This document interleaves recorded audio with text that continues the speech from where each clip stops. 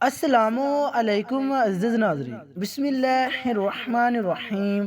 ناظرین، دل کو تھم کر یہ واقعہ ضرور سنیے، آپ کے رونگٹے کھڑے ہو جائیں گے۔ ناظرین، زمانہ قدیم میں بادشاہوں، تاجروں، وزیروں اور امیر لوگوں کے لیے حمام ہوا کرتے تھے، اور یہ حمام عورتوں اور مردوں کے لیے الگ ہوا کرتے تھے۔ جیسا کہ دور حاضر میں مساج سینٹر ہیں، اس دور میں حمام ہوا کرتے تھے۔ پرانے وقتوں میں ایک لڑکا جس کا نام نسو تھا، وہ لڑکی بن کر ایک حمام میں عورتوں، لڑکیوں، شہزادیوں کو نہلایا کرتا تھا اور ان کے مساج کیا کرتا تھا۔ اس کا تعلق اسرائیل سے تھا۔ نسو ایک عورت نما آدمی تھا، باریک آواز، بغیر داڑھی اور نازک مزاج، کسی حسین لڑکی کی طرح نظر آتا تھا۔ نسو نے اپنی ظاہری شکل و صورت کا فائدہ اٹھاتے ہوئے ایک عورت کا روپ دھارا اور ایک حمام میں کام کرنے لگا۔ وہ حمام عورتوں کا تھا اور اسرائیل کے بادشاہ کی ملکہ اور اس کی بیٹی سے لے کر تاجروں اور امیر لوگوں کی بیویوں اور بیٹیوں سمیت عورتیں اس حمام میں اپنا مساج کروانے آیا کرتی تھی۔ نسو ان عورتوں کا مساج کرتا تھا اور ان کو نہلایا بھی کرتا تھا، جس سے نسو ان حسین و جمیل اور نرم و نازک جسم والی عورتوں سے اپنی شہوت ناک آنکھوں کی لذت پوری کرتا۔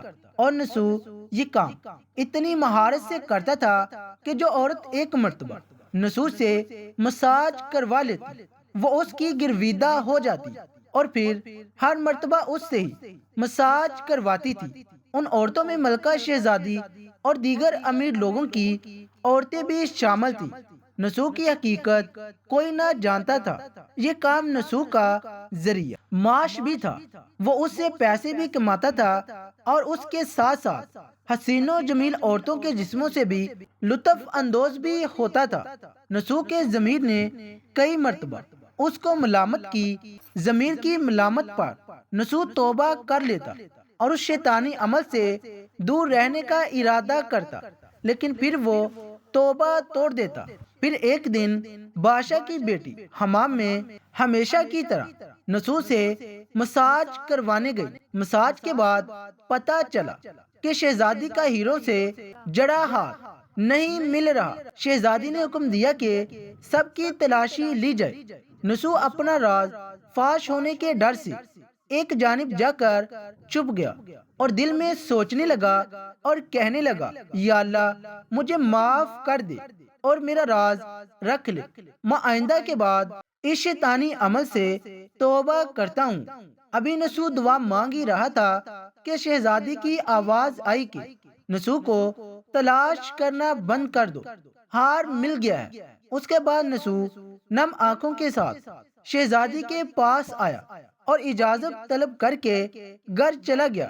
گھر جانے کے بعد بھی اس نے خوب آہو پکار کی، چونکہ وہ قدرت کا کرشمہ دیکھ چکا تھا اور اس نے اب سچے دل سے توبہ کر لی تھی۔ اس نے حمام جانا بھی بند کر دیا، جس کی وجہ سے کافی دن بعد شہزادی نے نسو کی غیر موجودگی کی وجہ سے اسے پیغام بھیجا اور حمام میں آ کر مساج کرنے کا کہا، لیکن نسو نے اس بہانے سے بات ٹال دی کہ اس کے ہاتھ میں درد ہے، جس کی وجہ سے وہ مساج نہیں کر سکتا۔ کچھ دن بعد پھر سے شہزادی کا پیغام آیا، لیکن نسو نے پھر سے وہی بہانہ لگا دیا اور بات ٹال دی۔ نسو نے سوچا کہ اب اس کا اس شہر میں رہنا مشکل ہو رہا ہے، چونکہ شہر کی تمام عورتیں نسو سے مساج کروانے کی عادی ہو چکی تھی اور اس کی مہارت کی گرویدہ تھی۔ چنانچہ نسو اس شہر سے کہیں دور ایک پہاڑی پر چلا گیا اور وہاں ڈیرا لگا کر یاد الہی میں مشغول ہو گیا۔ ایک دن اس نے اپنے پاس ایک بھینس کو دیکھا جو کہ گھاس کھا رہی تھی۔ اس نے سوچا کہ شاید یہ کسی چرواہے کی بھینس یہاں آ گئی ہے۔ جب تک اس کا مالک نہیں آ جاتا میں اس کی دیکھ بھال کر لیتا ہوں اور جب وہ واپس آئے گا اسے واپس دے دوں گا۔ یہ سوچ کر اس نے بھینس کو ساتھ لیا اور چلا گیا۔ ایک دن ایک تجارتی قافلہ راستہ بھٹک کر نسو کے پاس آ پہنچا۔ قافلے کے لوگ پیاس سے نہ ڈال تھے۔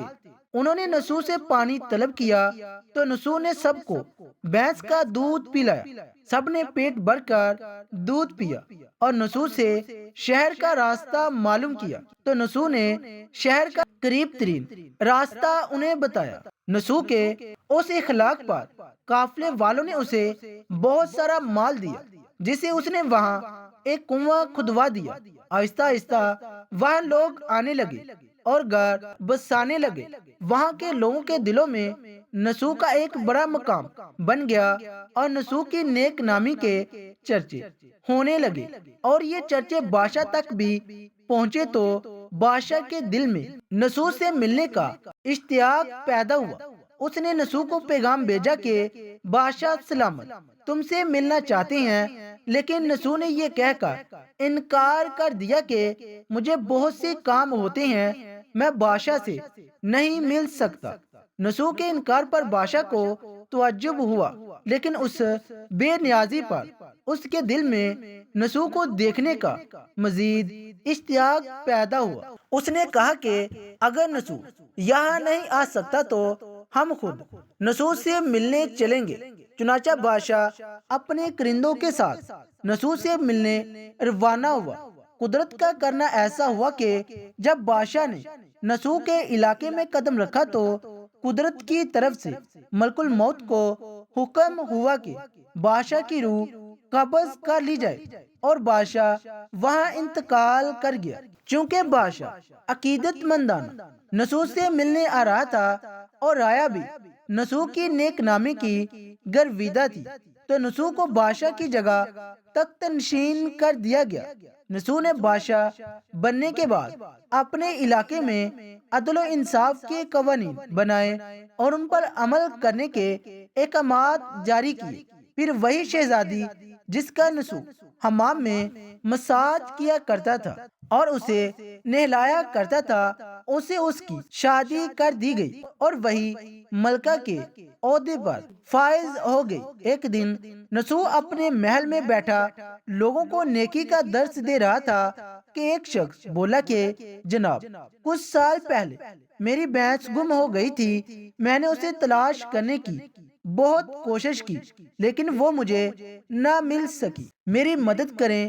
نسو نے اس شخص کا جواب دیا کہ تم بالکل بھی فکر مت کرو، تمہاری بھینس میرے پاس ہی ہے۔ آج میں جو بھی ہوں تمہاری اس بھینس کی وجہ سے ہوں۔ اس پر نسو نے اپنے کرندوں کو حکم دیا کہ میری دولت میں سے آدھا حصہ اس بھینس کے مالک کو دے دیا جائے اور اس کی بھینس اس کو واپس کر دی جائے۔ اس پر وہ شخص بحکم الہی کہنے لگا کہ اے بادشاہ، جان لو کہ نہ تو میں انسان ہوں اور نہ ہی وہ بھینس جانور ہے، ہم دونوں فرشتے ہیں اور اللہ کی طرف سے تمہارا امتحان لے رہے تھے۔ یہ سارا مال تمہیں مبارک ہو، یہ سب سچی توبہ کرنے پر تمہارے انعام کے طور پر تمہیں عطا کیا گیا ہے۔ اس کے بعد وہ دونوں فرشتے غائب ہو گئے۔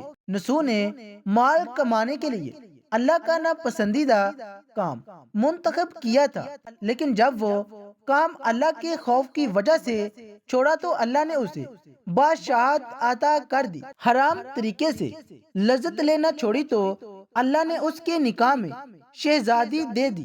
اللہ پاک ہمیں سچے دل سے توبہ کرنے کی توفیق عطا فرمائے۔ ناظرین، واقعہ کیسا لگا کمنٹ باکس میں ایک بار اپنی رائے کا اظہار ضرور کیجیے گا۔ Thanks for watching. اللہ حافظ۔